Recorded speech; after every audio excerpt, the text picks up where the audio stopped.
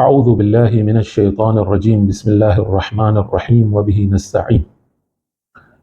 Continuing with our discussion and our series, this is the fifth discussion, inshallah, where today we will be discussing Abbas bin Ali alayhim as-salam. So we will be discussing the issues relating to the martyrdom of Abbas bin Ali alayhi salam. Okay. Hopefully this will be a discussion into two parts, because some have said that the videos are becoming long at times. So what I'll do is, we'll see, inshallah, if time permits, we will go through the whole thing. Otherwise, we will do this as a two-part series, inshallah. So as we do, we start with Abu Mikhnaf in the 2nd century. Interestingly, Abu Mikhnaf doesn't mention much. Rather, there's no much details even about Abbas alayhi salam in Abu Mikhnaf. So Sheikh Yusuf al-Gharawi, when he compiled this Waqat al-Taf, he writes in the footnote also that there's not much narrated in Abu Mikhnaf. We don't have much from Abu Mikhnaf regarding the events related to the martyrdom. Okay, we'll mention some other events, but the actual events related to the martyrdom, how did Abbas go, what happened, all that has not been mentioned in Abu Mikhnaf. He says we will mention it via Sheikh Mufid's Irshad. So when we come to the 4th, 5th century, we will be mentioning that. Okay, now notice what Abu Mikhnaf mentions. It's just a one-liner basically, and there's not much even about Abbas alayhi salam also. So this is Abbas alayhi salam turning to his 3 brothers. In al-Abbas qala li ikhwatihi. Okay, he turned back to his brothers, Abdullah wa Ja'far wa Uthman. Okay, these 3 brothers, and he tells them, taqaddamu, go fight. Now please keep this word in mind, we have work with it, yeah. Hatta arthiyakum فَإِنَّهُ لَا وَلَدَ لَكُمْ. Okay, he tells them that, oh my mother's sons, okay, so these were his brothers, step forward, go forward, تَقَدَّمُوا. So that, notice the word used now, okay. Arthikum comes from the word marthia. Okay, marthia ritha is to do marthia for somebody, to mourn for somebody, to weep for somebody. So Abbas tells them that go forward until I weep for you. Now, the reason I'm stressing on this word arthikum, okay, if you take out the ya, it will become arithukum. Okay, it can mean that I should inherit you. As we go further now, you will see the narratives. This is one thing you will see, that the Shia narratives and the Shia scholars really have one narrative where they don't focus on the whole issue of inheritance. But you go towards Ibn Sa'ad, or for example Abu al-Faraj, you will notice there's a lot of insistence on inheritance. As we go further, we will see that. Okay, so now, has this word been changed? It's a discussion which needs to be done, a research needs to be done. Is that, was it originally arthikum, meaning I should do marthia over you, or was it arithukum, I should inherit you because you don't have children after you? Okay, now this should be a discussion and a research by itself, but this is how Abu Mikhnaf presents. So notice the direction is more of mourning. You go, you don't have children, I have children, I should see you. You can go sacrifice yourself for the Imam alayhi salam so I can see you. Okay, and they do that, and they go get martyred, and that's all. Abu Mikhnaf's version and narrative finishes here. Okay, he mentions other things about Abbas alayhi salam. So I'm mentioning that because they're related to the night before the night of Ashura. So on the night of Tasu'ah, for example, okay, Abbas played a very big role in asking for permission for one night. Okay, the army of Ibn Sa'ad wants to attack, and Abbas goes forward and he says, what's happening? And he says, we want to start the battle. And Imam tells Abbas, then go ask for one more night. So Abbas plays a role here. That Abu Mikhnaf also mentions that. Now, another interesting thing which Abu Mikhnaf mentions, and the reason I'm mentioning this is, fortunately or unfortunately, strangely, this issue always is attributed to Shaykh Mutahari. Now, because Shaykh Mutahari's book, there's a small booklet he has called The Martyrs in English. You will see this whenever you discuss with somebody issues related to Karbala and all that. Shaykh Mutahari quickly gets accused that he believes that there was water on the night of Ashura. Okay, and he said, look at the book Martyr, he believes that there was water on the night of Ashura. Now, Shaykh Mutahari doesn't bring it up from his pocket. It's there in the earlier sources. Abu Mikhnaf is one of them. Sheikh Saduq believes it also, it's there. Okay, Allama Majlisi later quotes it. Sheikh Abbas Qummi also later quotes it. So I don't know why is Shaykh Mutahari being somehow made a scapegoat over this incident. I believe that maybe possibly it's because the book is in English, but other books are there in English also today. Possibly because he spoke against the khurafat and some of those wrong stories, the way he calls it himself, that these are the khurafat of Ashura.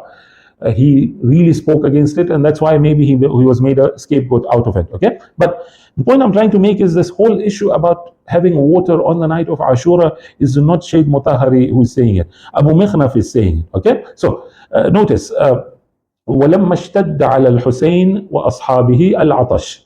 This is Abu Mikhnaf saying that when the thirst for Imam Hussein and the companions intensified, when it became very severe, دعا العباس عليه السلام. This is the role of Abbas on the night of Ashura.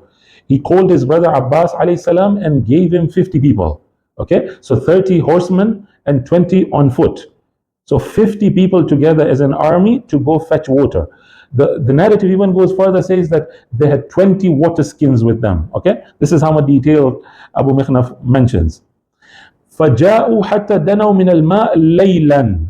Okay, so on the night of Ashura, preceding the day of Ashura, at night Imam tells them, go and fetch water. Okay, so this whole version that on the night of Ashura there was water is something Abu Mikhnaf brings up. So, sorry, I go on the tangent a bit and I come back. So I'm sidetracking. The issue of water is a bit sensitive. Now, the narrations do say that the water was stopped on the 7th of Muharram. Okay, this is something which you will see that in the earlier narratives also. The question the scholars and the researchers are doing, and I'm not giving my opinion here now, I'm just saying this again is another research by itself, is that yes, access to water was not there, but did they have water or no? After that, did they dig a well? Did they try getting water? These are all discussions within researchers which are done. Okay, so Abu Mikhnaf's narrative is this, that, and this is something shared by a lot of scholars also, that the Imam sent Abbas alayhi salam and with 50 people to go fetch water by the night, on the night of Ashura. So the standard bearer, the flag bearer of this group was Nafi'. Okay, Nafi' bin Hilal. He was the one who was heading this mission. When they reached, now, according to Sheikh Saduq, in his Maqtal, he says that it was Ali Akbar whom Imam sent. Okay, so Abu Mikhnaf says that Imam sent Abbas. Sheikh Saduq says Imam sent Ali Akbar. Okay, so these are the two different narratives, but the story remains the same. Nafi' and Hazrat Abbas, they go towards, with the group, they go towards the water. They are stopped by a person by the name of Amr bin Hajjaj. Okay, he was the one who was the head of the army of Ibn Sa'd. He was stopping them from going to the water. So he turns back and has a conversation with Nafi'. He says, what have you come to do here? So Nafi' says, we have come to fetch water because we are thirsty. So now strangely he says that fashrab hani'an. Okay, you drink. If you want, you can drink. He tells Nafi', you can drink. So he says, La wallah, la ashrabu minhu qatratan wa Husaynun atshan. Okay, I will not drink a drop of water while Imam Hussein alayhi salam and the other companions are thirsty. This is the loyalty which we see in a lot of companions in Karbala.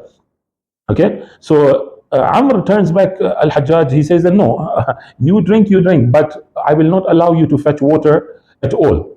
So then there's a fight which goes on between the two groups. Okay, and this is where the riwayah says فَحَمَلَ عَلَيْهِمُ الْعَبَّاسُ وَنَافِعْ فَكَفُّوهُم. Okay, this is where Abbas and Nafi' and the group attack those people and somehow then manage to get water. Okay, وَجَاءَ أَصْحَابُ حُسَيْنٍ بِالْقِرَبِ فَأَدْخَلُوهَا عَلَيْهِ. Okay, so the water was brought to Imam alayhi salam and they even got access to water. As we go further, then we will see the narrative keeps on changing a bit. Okay, so this is another role which Abu Mikhnaf mentions for Abbas alayhi salam on the night of Ashura. On the day of Ashura, another role which Abu Mikhnaf mentions for Abbas alayhi salam is the role of calming down the ladies. So Imam alayhi salam on the day of Ashura gives his first sermon. Okay, khutbah al-ula, where he gives the sermon. Now, the sermon is not our discussion. The riwayah says, فَلَمَّا سَمِعَ أَخَوَاتِهِ. When Imam heard, so when the ladies heard the Imam talking, they started crying. سِحْنَ وَبَكَيْنَا. They started weeping and crying. Rather, وَارْتَفَعَتْ أَصْوَاتُهُنَّ. They started shouting and crying loudly. And this is where Imam alayhi salam sends Abbas alayhi salam and Ali Akbar alayhi salam to go and calm them down and say, please calm down, because فَلَعَمْرِي لَيَكْثُرَنَّ بُكَاؤُهُنَّ, tell them they should calm down for the time being, because there's a lot of crying they have to do up front. Okay, so this is the role of Abbas alayhi salam in Abu Mikhnaf. This is related to Ashura and the night of Ashura. That's all what Abu Mikhnaf mentions. Now, come to Ibn Sa'd in 230 Hijriya. Okay, this is earlier, 3rd century. As I said, Ibn Sa'd is a Sunni historian. Now notice the narrative changing. Okay, Abbas alayhi salam comes and tells his two brothers. Now the third brother, Uthman, is out of the picture. What happens to him? There's no mention in Ibn Sa'd. He tells his two brothers, تَقَدَّمَا, go forward, go and fight. فَإِن قُتِلْتُمَا وَرَثْتُكُمَا. Can you see now the narrative changing? There it was that if you die, I will weep over you. I will do marthiyah for you. Here, it's no, if you die, I will inherit you. And this has raised a lot of questions within, especially Shia scholars, is that, what's the whole issue of inheritance doing in Karbala, you know? What about inheritance? Abbas knows that he's going to get killed now. In a while, he's going to get martyred. So what is this whole discussion of inheritance, okay? And then he says that if I am killed, then my son will inherit, okay? And he said, if I'm killed before you, then Muhammad bin Hanafiya will inherit. Now, how does that happen? Also, this has raised fiqh questions also. That's not my discussion, okay? This is the narrative being shared by Abbas, by Ibn Sa'd in 230 Hijrah, okay? So there's a more of a discussion relying on inheritance, okay? Now, there's a discussion there. Inshallah, once those of you who do research can go further on that. We go further, we have Ziyarat al-Nahiya. Now, we discussed Ziyarat al-Nahiya in the previous discussion. I don't want to repeat about that, okay? It discusses the qualities of Abbas alayhi salam. One of those qualities is al-maqtu'atu yadahu. Okay, he was somebody whose two hands were severed and cut. Okay, this is Ziyarat Nahiya. Now, without giving details, how were they severed, how were they cut, nothing is there. It's just the mention is that their hands were cut, okay, and severed. This was Ziyarat Nahiya. Come to Baladuri now. Baladuri has a book called Ansab al-Ashraf. He's a Sunni historian in 279 Hijrah. He adds one more thing to the narrative. He says that some have said that the one who martyred Abbas alayhi salam was Hurmala. Okay, so the names differ now. As you go with the narrative, you will notice the names differ. And this is something which is normal with history. He mentions that some say that Hurmala is the one who martyred Abbas alayhi salam.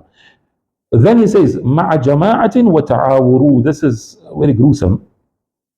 So Hurmala with a group of people, and then ta'awur can mean they basically were taking turns of hitting Abbas alayhi salam, okay? This is what they would do with his body. They would actually take turns to somehow hit him and strike him. Then another detail which he adds is وَسَلَبَ ثِيَابَهُ Hakim ibn Tufail. So Hakim now, Ibn Tufail, even steals his clothes. So that is something we didn't have earlier. We see that here now coming in. Okay? This is Baladuri now. Then we have Abu Hanifa, Ahmad bin Dawood al-Daynawari. Now there's a discussion, the major opinion even within the Sunni scholars is that Daynawari, this Daynawari, Abu Hanifa Daynawari, there's Ibn Qutayba Daynawari also, that's another scholar. Abu Hanifa Daynawari is Hanafi according to even the Sunni scholars also, okay? So though some do say that he's a Shia because he had a Shia teacher, so some do ascribe him that he was a Shiite, some say he had Shiite tendencies. Okay, so this is again, when you come to history, you see these discussions within the scholars.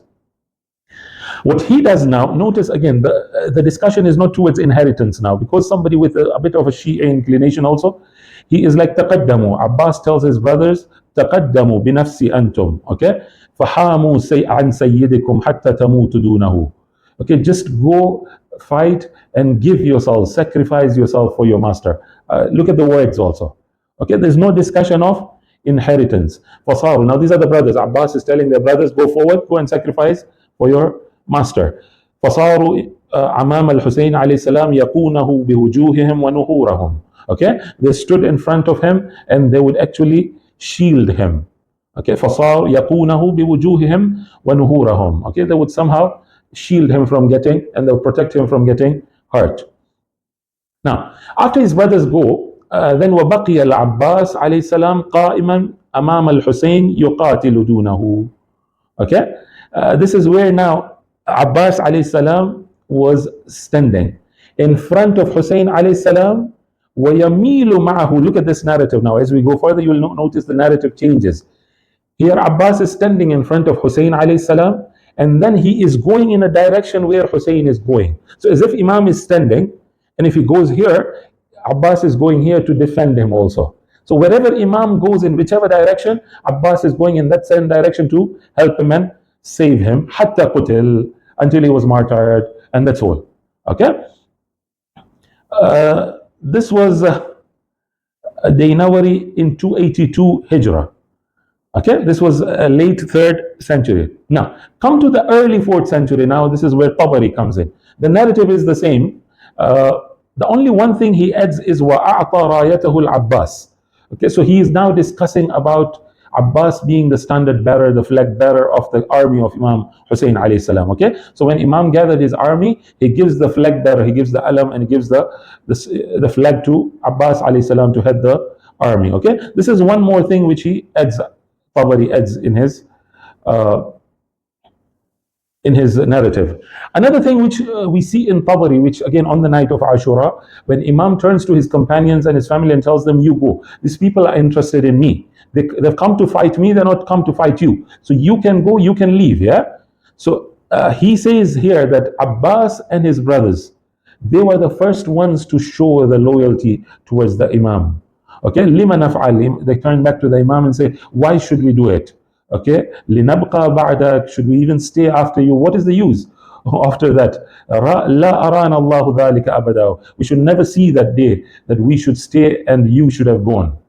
Okay, now as we go to Ibn Hibban, you will see a bit of a different narrative coming in. Okay, so this is something which Tabari also adds, that this is where Abbas alayhi salam shows his loyalty. He's the first one to show his loyalty, that I will stay and defend you, we don't want to go away. Now this doesn't match with the whole discussion of inheritance which we saw in some of the narratives. Yeah, now we come to Ibn Atham. So Tabari is 310 Hijrah, Ibn Atham is 314 Hijrah, so 4 years difference, early 4th century. He talks about that night event, okay, where Abbas alayhi salam is sent at night to fetch water with 50 people. He adds one small thing in his narrative. It's a small thing, but it gives a picture of how the evolution again is happening. Yeah, so when the thirst intensified, Imam now is sending Abbas, but there's a statement he adds. He says, وَكَادُوا أَن يَمُوتُوا عَطَشًا. Okay, this is something we don't see in the earlier narrative, is that the intensity of thirst was so much that they were almost on the verge of dying. Okay, this is something we don't see earlier. And this is the time when Imam orders Abbas and tells him, go take water. And then they bring water also. Okay, this is Ibn Atham. Now, Ibn Hibban, he's a Sunni scholar, and you can say he's a Sunni muhaddith and a Sunni Rijali scholar also. He has a book on Sirah. It's called As-Sirah al-Nabawiyya wa Akhbar al-Khulafa. Okay, he gives a total different narrative altogether. That is number one. Number two, now we see that there's a discussion coming on as to why Abbas was named Saqqa. Okay, this is something we don't see earlier. In the mid-4th century now, we see this version and narrative coming as to why was Abbas known as Saqqa. Okay, so now, Imam alayhi salam asks for water. Now look at the narrative, altogether changing. The narrative is altogether changing. لأن الحسين طلب الماء في عطشه وهو يقاتل. Okay, this is important. That Imam Hussein alayhi salam, in the midst of fighting, now this is something we didn't see. We saw that Imam was behind, these people were shielding the Imam. Here is now, the Imam is fighting and he is thirsty, okay, and he's asking for water. So فخرج العباس وأخوه. Okay, and this is the time when Abbas alayhi salam and his brothers brother came out. They went to take water and they brought him the water. Okay, now in this state, جاء سهم فدخل حلقه. Okay, an arrow came and hit Imam Hussein alayhi salam. Here, as we go further, we'll see the narrative again changing. Ibn Hibban says it hit his halaqa. So his halaqa means his throat, yeah? It hit his throat, and he couldn't then, the blood was coming down, and Imam then couldn't drink water because it became a barrier between him and the water. The blood became the barrier between him and the water. And then he was surrounded by the swords, hatta qutil. Now this is a new narrative altogether, that Abbas is alive, the brother is alive, Imam is martyred before them, apparently. That's what I'm understanding. That Abbas gives water to Imam, and Imam gets hit with an arrow, and before he drinks the water, Imam is surrounded and is martyred and is killed. And it says this is the reason for Summi al-Abbas as-Saqqa. Okay, this is why Abbas was known as Saqqa. But the narrative is altogether different. Okay? This is Ibn Hibban in the mid 4th century. You come 356 Hijrah, Abu al-Faraj Isfahani, he's a Zaydi scholar, as we said. He also brings the whole issue about wiratha and inheritance. Okay, so one thing he adds is after they're killed, okay, so the brothers and Abbas alayhim salam are killed, فَوَرِثَهُمْ إِيَّاهُ عُبَيْدُ اللَّهِ. Okay, now here is where Ubaidullah, the son of Abbas alayhi salam, inherits all the property from Abbas and the brothers. So this was not there now. وَنَازَعَهُ فِي ذَلِكَ عَمَّهُ عُمَرْ ibn Ali. So the uncle, Umar ibn Ali, okay, the brother of Abbas, he somehow he disputes. He says, but this whole property cannot be yours. So they have a dispute there, but somehow they sort out the dispute, and he is happy with the distribution, whatever he got. Okay, so apparently there was even distribution going on. This is the narrative of Abu al-Faraj. Another thing Abu al-Faraj also adds is Abbas being a handsome man. Okay, al-Abbas rajulun jamilan. He was somebody who was handsome and good looking, and then he would climb a horse and his feet would touch the ground. This is a narrative which we don't see earlier now. We see it in this period now. And he was also known as Qamar Bani Hashim, is something now we see that. So Saqqa we saw, here we see now Qamar Bani Hashim also coming in. Another thing which Ibn Abu al-Faraj adds is the one who killed Abbas alayhi salam. The narrative now comes from him. So the Rawi says, I saw this person who had killed Abbas alayhi salam. He was so handsome and he was so good looking before. But he had turned all black altogether. So I turned back to him and I couldn't recognize him. So he says, I couldn't recognize him. I turned back to him and I tell him, who are you? So why have you become like this? So he turns back and he says that I killed someone. And then later he says, I killed Abbas alayhi salam. Since I killed him, this is what he says then, فَمَا نُمْتُ لَيْلَةً مُنْذُ قَتَلْتُهُ. I have not slept for a single night since I killed Abbas alayhi salam. Why? Because he comes to me every night in my dream. The dream is not mentioned, but apparently in my dream, and he seizes me and he holds me and takes me towards the fire of hell and throws me in the fire of hell. And I start screaming and shouting. Okay, so this is the narrative Abu al-Faraj is giving from the killer of Abbas alayhi salam, that he turned black. Okay, a person who was good looking turned black and turned ugly, and he couldn't sleep also, and he was being every night he would come in his dream and take him to the hellfire. Now this was Abu al-Faraj, 356 Hijrah. We come to Qadi Nu'man. Qadi Nu'man ibn Muhammad ibn Hayyun, but he's famously known as Qadi Nu'man. Qadi Nu'man was a famous Ismaili scholar in the Fatimid period in Egypt. Okay, so he also has a book. It's called Sharh al-Akhbar. If I can get the name exactly. Sorry.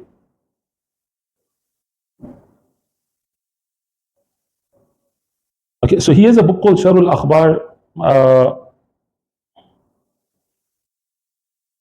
Yes, Sharh al-Akhbar fi Fada'il A'immat al-Athhar. Okay, so he is a famous Ismaili scholar who it's become famous that Ismailis don't pray, they don't fast, they don't have Sharia and all that. He is the founder of the fiqh of Ismailis. So he has books. People have done research on this topics and how he founded the law of Ismailism. Okay, in the Fatimid period. Now, probably the Ismailis might have changed. Some of them in different areas might have changed. But can we say that all Ismailis don't pray, all Ismailis don't fast, don't observe Sharia? This requires some kind of research, especially you have the likes of Qadi Nu'man, who actually founded the whole law of Ismailism, okay? So he writes in 363 Hijrah, وَسُمِّيَ الْعَبَّاسَ السَّقَّى. Okay, he was named as the Saqqa. Why? Because he was the one, Imam alayhi salam was thirsty and they refused him from water, and Abbas alayhi salam, this is something we had already seen. Okay, now وَجَاءَ بِهَا فَحَمَلَهَا عَلَى ظَهْرِ إِلَى الْحُسَيْنِ وَحْدَهُ. Okay, now here is where the narrative a bit now becomes a bit vague also, especially his second narrative. Okay, he says that he went with his brothers to fetch water. He comes with the water, Abbas alayhi salam comes with the water alone. Okay, so he brings the water alone and he brings it to the Imam. And his brothers had been killed. And then this is one narrative which he gives. The second narrative is something becomes very vague now for me. I didn't understand what exactly he intended to mean. So look at the narrative which he shares. Apparently what he does is that he says Abbas went twice. Apparently that's what I'm understanding. As I share, you will see this. Abbas goes twice to fetch water. Once with his brothers, okay? And then it doesn't mention that when he came back what happened. And then he goes back, okay, to fetch water, and that's where the fight happens and all whatnot. Now, notice the narrative which he gives. كان بعد أن قتل إخوته عبد الله, okay, وعثمان وجعفر معه قاصدين الماء. Can you see this? These three with Abbas alayhi salam, they went to fetch water. After that, he doesn't mention that what happened. ويرجع وحده بالقربة. Now he says that Abbas goes back alone to fetch water. Okay, so what happened to the brothers? Apparently they might have been martyred, but did the water come? Did the water not come? He doesn't mention anything. Abbas alayhi salam goes back to take water alone now. It becomes even more vague now. He says وَيَحْمِلُهَا. So he starts, when he goes, they stop him, he fights them, he reaches the river, he fetches the water, and then وَيَحْمِلُهَا وَيَأْتِ بِهَا الْحُسَيْنِ عَلَيْهِ السَّلَامُ وَأَصْحَابَهُ فَيَسْقِيهِم. See the word now, okay? He did saqa, okay? He brought the water and he quenched their thirst also. But strangely, a statement later, he goes and says that no, Abbas was in between the tent and the river. So he was somewhere in between, where he was surrounded by the army of Ibn Ziyad and they surrounded him. وَهُوَ يَحْمِلُ الْمَاءِ. He still had water in his hand. And this is where I'm saying I don't understand now what he's trying to say. Did he give the water? Did he not give the water? Did he have water with him and then he died? Did the water reach? It's not clear from what he's trying to mean here, okay? And then he adds one more thing. Now he says وَقَطَعُ يَدَيْهِ. This is something we saw, that his hands were cut off and severe. But he also says رِجِلَيْهِ also. They cut off his hands and his legs also. This is something we don't see earlier or even later. We will not see. He's the only one who mentions that his legs were also severed also. Now the reason he mentions is that these people were so angry with him, okay, the way he fought, the way he battled, they were so angry with him, that's how they took out their rage and their anger on him like that. Okay, that's the narrative of Qadi Nu'man, the Ismaili scholar. Another thing which Qadi Nu'man mentions, which we don't see earlier, is the issue of the age of Abbas alayhi salam, and he says he was 34 years of age, and he mentions the age of the other brothers also. Come to Sheikh Saduq in 380 Hijrah. In 380 Hijrah, Sheikh Saduq, end of 4th century, he also shares in his Amali the version of the narrative of the two hands being severed. Okay, and that's all, without giving the details. I'm stressing on this because as we go further, you'll see the narrative now changing. Okay, that is one thing. The other thing which he mentions in his Amali is that Abbas alayhi salam had a station with Allah. The station was so close that all the other shuhada and the other martyrs will envy his position on the Day of Judgment. So when they see at Abbas on the Day of Judgment, they'll envy his position on the Day of Judgment. All the martyrs will envy his position. Okay, now this is the 4th century. We come to early 5th century now. This is where we come to Sheikh Mufid. So now the narrative is changing a bit more now here. Okay, the first thing Sheikh Mufid mentions is that Abbas leaves after seeing the death of Abdullah bin Radhi or Ali Asghar, whatever the name we want to use at the moment. Ali Asghar's martyrdom happens. That's the time when Abbas now moves. Okay? Now, even how does he move? It's very different. So, فَلَمَّا رَعَى الْعَبَّاسِ كثرة القتلى. Okay, في أهله. So apparently a lot of members of Ahlul Bayt had been martyred. And this is the time when Abbas sees all this. He turns to his brothers. Okay, this is the time when he turns to his brothers and tells them, go now. So this is, we had already seen that the brothers, Abbas telling his brothers, go. But what's important is, notice, this is the narrative. You notice Shia scholars don't share that narrative of inheritance and all whatnot. Okay, he says تقدموا حتى أراكم قد نصحتم لله ولرسوله فإنه لا ولد لكم. Okay, go that I want to see that you have sacrificed yourself, you have fulfilled your duties in front of God and towards the Prophet sallallahu alaihi wasallam. Because you have no offspring, you have no children, my brothers, so you go first. Okay, I want to see you giving your life before I give my life. Then Sheikh Mufid mentions a very brief description of their fight, and then he brings it to Abbas alayhi salam. Now look at the narrative now. Okay, the narrative is وحملت الجماعة على الحسين عليه السلام.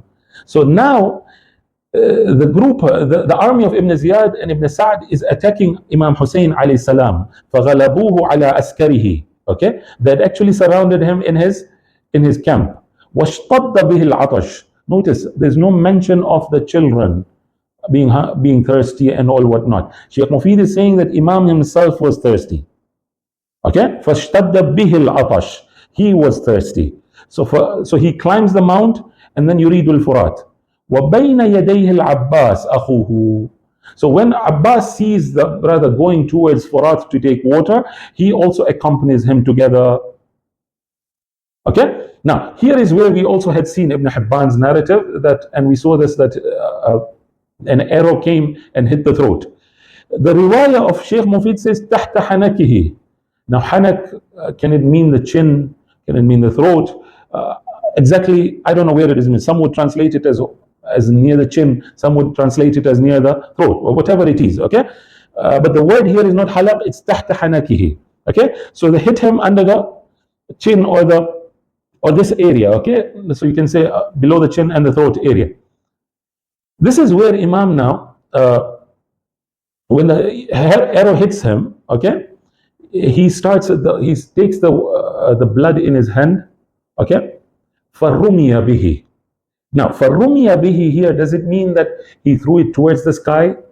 Now, that's how some translators have understood, that he took the blood which was coming out from his hand and he threw it towards the sky, and then he'd say, ثُمَّ قَالَ اللهم إني أشكو إليك ما يفعل بابن بنت نبيك. Oh Allah, I am complaining to you from what they're doing to me. Okay, can you see this? Okay, this was not something which we see it. The arrow was there, but Imam throwing it towards the sky and then praying to Allah against this people. Now, in Ibn Hibban's narrative, we saw that Imam was martyred. Here, the narrative says, ثُمَّ رَجَعَ إِلَى مَكَانِهِ. Imam returns back to his position. Now, position, can it mean in the battlefield or to the tent? Imam turns back. وَاشْتَدَّ بِهِ الْعَطَشِ. And the thirst was increasing only. Now, here is where وَأَحَاطَ الْقَوْمِ بِالْعَبَّاسِ. This is where now they surrounded Abbas alayhi salam. Okay, when they surrounded him, they cut him off from Imam Hussein alayhi salam. So apparently they were together, and then somehow now they got separated from each other. So Imam Hussein alayhi salam managed to return back, but Abbas doesn't manage until he is martyred. Okay, this is what Sheikh Mufid mentions as his narrative. Another thing which Sheikh Mufid then mentions, he says, وَدَفَنُ الْعَبَّاسِ فِي مَوْضِعِهِ الَّذِي قُتِلْ. He says, Bani Asad. So this is again a discussion which I don't want to get into. It becomes a theological discussion also. And this is where I come and say that history and theology, can it be put together or not? This is a debate within the scholars, yeah? That who buries the Imams? Who recites Salah on the Imams? Okay, is it the Imam Ma'soom should recite over other Ma'soom, or non-Ma'soom can also do? This version and this narrative of Sheikh Mufid says that Banu Asad actually buried him. Okay, they are the ones who buried him in the place where he was martyred. Okay, now my time is also going. Okay, let me mention Khwarazmi and then I will stop. Okay, Khwarazmi in 568 Hijrah, in his Maqtal al-Hussein, he now adds one more thing to the narrative, is that when Abbas alayhi salam fights, when he is martyred, Imam Hussein alayhi salam then turns back and he says, Al-an in kasarat dhahri wa qallat hilati. Okay, so you see this narrative coming in 568 Hijrah now. So this is towards the end of the 6th Hijrah. We now see that where Imam now starts saying that my back is broken now, yeah? This is a statement we hear a lot in Majalis, that when Imam saw the death of Abbas alayhi salam, he says, my back is broken and qallat hilati. So I've got broken altogether now. I can't, my strength has been diminished. I've become weak, if you want to put it that way, after the going of Abbas. Okay, so this was still 568. Next we come to 588. Inshallah, the details are such that I'll link it to as we go further. So I'll stop here. In conclusion, we are discussing Abbas bin Ali. We have discussed from the 2nd century, Abu Mikhnaf, where we say there are not much details, till the end of almost 6th century, where we'll still come and discuss Ibn Shahr Ashub in the 6th century, where he has some details which were not there earlier. Okay, let's pray to Allah to give us the tawfiq to be able to see the reality the way it is, inshallah. And again, this should be our dua for every day now, the madhlumeen and the oppressed of the world who are suffering throughout the world. Allah help them, inshallah. Assalamu alaikum wa rahmatullah.